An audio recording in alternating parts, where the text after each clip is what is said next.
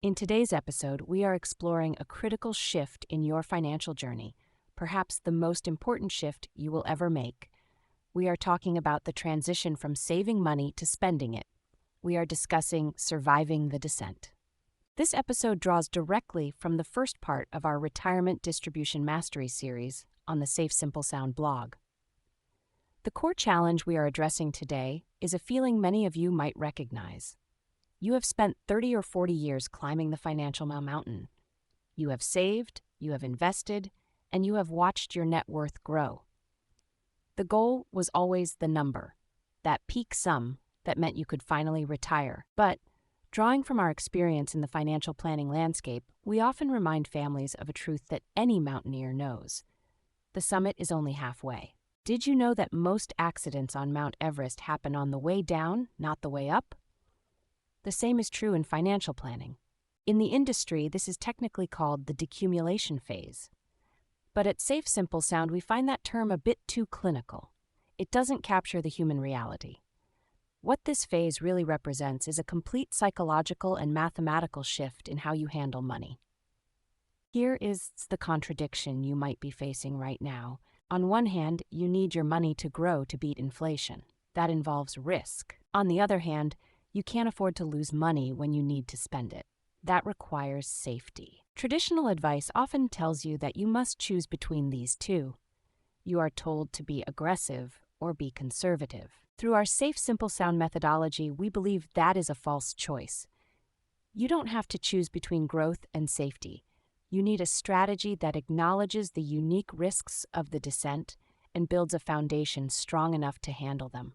Whether you are 5 years away from retirement or 5 years into it, this episode will give you the framework to understand why average returns can be misleading, what the sequence of returns risk actually is, and how a safety floor can provide the peace of mind you deserve. Let's begin our descent, safely and simply. Let's establish our foundation by looking at why the math of retirement is fundamentally different from the math of working life. Through our S3 practice, we often observe a common misunderstanding. During your accumulation years, the climbing years, volatility was actually your friend. Or at least, it wasn't your enemy.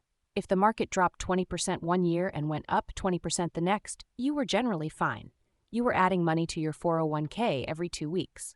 When the market was down, your contributions bought more shares. You were buying low. More importantly, you had a long time horizon. You weren't touching the money, so the average return of the market smoothed out the bumps over time.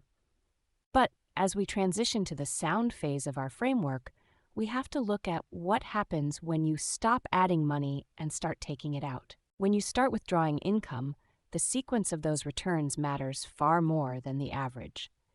In financial terms, we call this sequence of returns risk. Let's break this down simply. Imagine a river. You are told that, on average, the river is 4 feet deep. That sounds safe to cross, doesn't it?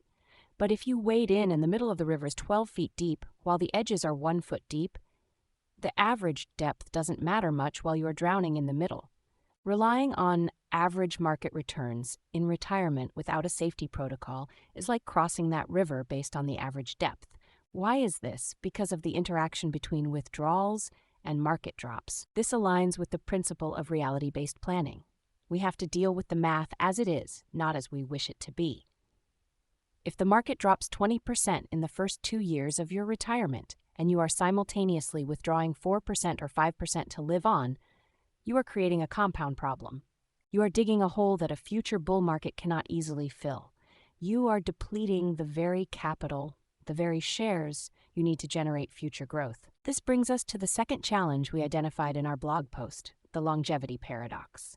We are living longer, healthier lives. This is wonderful news, but financially it presents a challenge. Your retirement isn't a short vacation.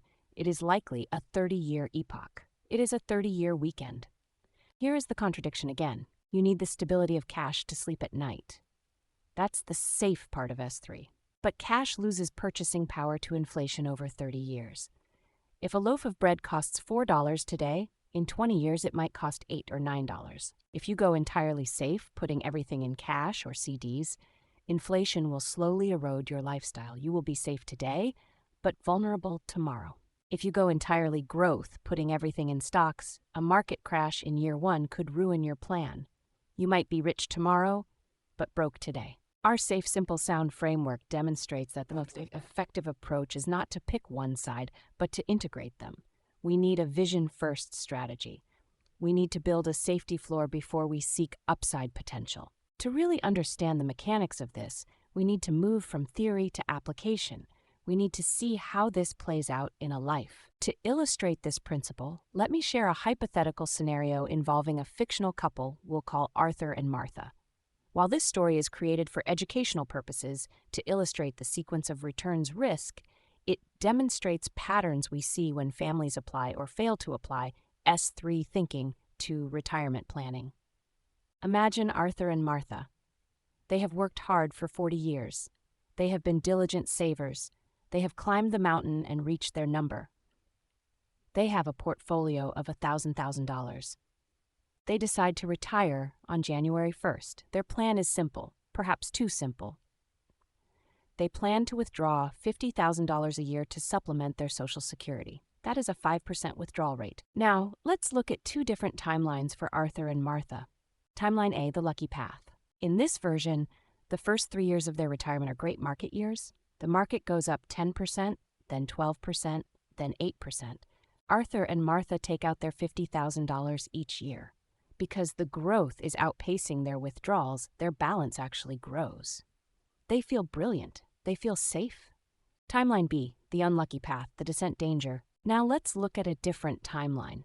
This is the scenario that keeps financial planners up at night, and it is the scenario our S3 framework is designed to protect against. In this timeline, Arthur and Martha retire on January 1st, but this time the market enters a recession.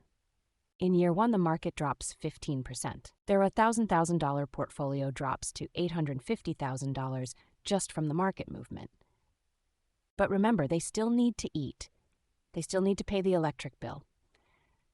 So they withdraw their $50,000. Now their balance is down to $800,000. In year two, the market is flat, 0% return. It's a stagnant year. They withdraw another $50,000. Now their balance is $750,000. In year three, the market finally recovers. It goes up 15%. This sounds great, right? But let's look at the math. A 15% gain on $750,000 only adds about $112,000. After they take out their third year of spending $50,000, they are left with roughly $812,000. 3 years in, and they have lost nearly 20% of their nest egg, even though the market has started to recover. Why? Because they sold shares when the price was low. They cannibalized their own engine. To get back to their original $1,000, they would need massive, unrealistic returns for years to come. While this story is fictional, it demonstrates how sequence of returns risk works. The average return in Timeline B might eventually look okay on paper over 20 years, but the damage done in those first 3 years is often permanent. Arthur and Martha in Timeline B are now running a high risk of running out of money in their 80s. Now, let's apply the Safe, Simple, Sound framework to Arthur and Martha's situation. How would a trustworthy tortoise approach change this story? From a Safe, Simple, Sound perspective, we would not let Arthur and Martha enter retirement with all their money exposed to the market. We would establish a safety floor. This aligns with the principle of securing the foundation. Before they retired, we would identify their essential expenses: housing, food, healthcare, basic utilities. Let's say those essential expenses cost $40,000 a year. We would ensure that $40,000 is covered by reliable income sources. This might be Social Security, a pension, or perhaps a guaranteed annuity. If there is a gap, we set aside a dedicated cash bucket or bond ladder, stable assets that are not correlated to the stock market. We might set aside 3 to 5 years of expenses in this safe bucket. Now, let's replay Timeline B with the S3 framework. The market drops 15% in year one. Arthur and Martha need their $50,000. Instead of selling their stocks, which are down 15%, they draw from their safety floor, their cash or stable bucket. They leave their stock investments alone. They let them ride. In year two, the market is flat. They draw from the safety floor again. In year three, the market recovers 15%. Because they haven't sold any shares, their stock portfolio fully participates in that recovery. By having a sequence of returns shield, that buffer of safety, they didn't have to sell low. They survived the descent through the bad weather, and now they are positioned to thrive again. Whether you are facing this exact scenario or something similar, the principle holds true. You need a mechanism that allows you to spend money without being forced to sell assets at a loss. This leads us to the psychological aspect of our approach. Through our SafeSimpleSound practice, we often observe retirees who are paralyzed by the fear of spending their savings. We call this financial anorexia, having the means but starving yourself out of fear. They have spent a lifetime building the pile, and taking from it feels wrong. It feels unsafe. Every time they buy a plane ticket to visit grandkids or pay for a nice dinner, they worry they are jeopardizing their future. This anxiety comes from a lack of structure. It comes from the either-or mindset we mentioned earlier. They feel that every dollar spent is a dollar lost. But when you have a foundation-first plan, that anxiety dissipates. When Arthur and Martha know their essential needs are covered by their safety floor for the next 5 years, regardless of what the stock market does, they have psychological permission to spend. They can invest the rest of their portfolio for the growth needed to beat inflation, because they aren't gambling with their grocery money, they are investing their surplus. This is the trustworthy tortoise approach in action. We don't sprint down the mountain. We secure our footing. We check our ropes. We descend with a deliberate, steady pace that ensures we arrive safely at the bottom. From a SafeSimpleSound perspective, this provides the stability we look for. It satisfies the need for safety, the floor, and the need for soundness, growth for inflation, while keeping the execution vibes simple, buckets of money for specific purposes. As we wrap up this first part of our series on retirement distribution, let's summarize the key insights from our blog post, Surviving the Descent. 1. The problem. Standard average return math fails when you start withdrawing money. The rules that got you up the mountain won't necessarily get you down safely. 2. The risk. A market drop early in retirement, sequence of returns risk, can permanently damage your portfolio if you don't have a buffer. 3. The S3 solution. We must build a safety floor for essential needs first.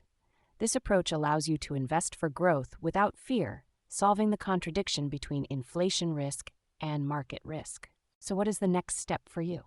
We invite you to ask yourself a hard but necessary question.